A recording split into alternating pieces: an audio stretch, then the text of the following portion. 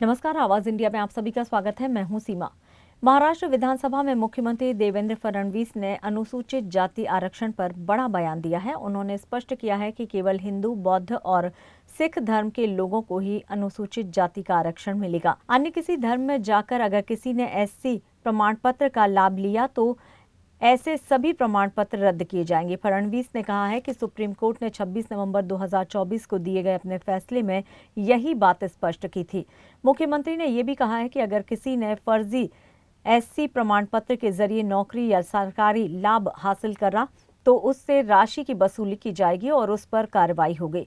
सरकार अब ऐसे मामलों की जांच शुरू करेगी और खासकर जबरन धर्मांतरण के मामलों पर सख्त कानून लाया जाएगा। मुख्यमंत्री ने यह भी स्वीकार किया है कि झुग्गी झोपड़ियों में जबरन या फिर लालच देकर धर्म परिवर्तन की घटनाएं सामने आती हैं। हालांकि सहमति से धर्म परिवर्तन पर सरकार रोक नहीं लगाएगी, लेकिन प्रलोभन या फिर दबाव की शिकायत पर कड़ी कार्रवाई की जाएगी। इस दो टूक बयान से साफ हो गया है कि महाराष्ट्र सरकार अब एससी आरक्षण के दुरुपयोग पर सख्ती के मूड में है। सभापती महोदय, साधारणपणे असे सर्टिफिकेट घेताना ही जी काही माहिती दिली जाते ती जणू आपण हिंदू, सिख किंवा बौद्ध आहोत आणि आपण त्या कास्टला बिलॉंग करतो अशा पद्धतीने दिली जाते।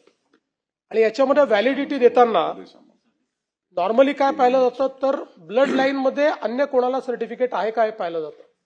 आता अनेक ठिकाणी ब्लड लाईन मध्ये ज्यांच्याकडे सर्टिफिकेट असतं ते हिंदू, बौद्ध किंवा सिख असतात आणि यांनी जसं आपण ज्याला क्रिप्टो ख्रिश्चन या ठिकाणी म्हटलेलं आहे अशा प्रकारे यांनी तो गुप्तपणे धर्म स्वीकारलेला असतो आणि त्या धर्माचं आचरण ते करत असतात।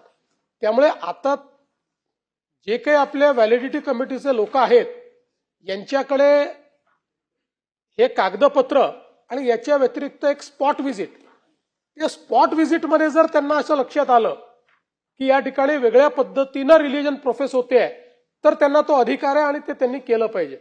पण याच्या व्यतिरिक्त कंप्लेंट येतपर्यंत त्यांच्याकडे काही दुसरा रिकोर्स नाहीये भारतीय साहेब की ज्यातनं ते अशा प्रकारे हे खोटं सर्टिफिकेट देण्यापासून थांबवू शकतील। पण आपण जो दुसरा मुद्दा मांडलेला आहे नक्कीच त्याला मी असं म्हणेन की अशा प्रकारे ज्यांनी चुकीच्या पद्धतीनं सर्टिफिकेट्स घेऊन काही लाभ घेतले असतील त्यांच्याकडनं वसुली करण्यात यावी, तर मी त्याला सजेशन फॉर ऍक्शन एवढं म्हणेन।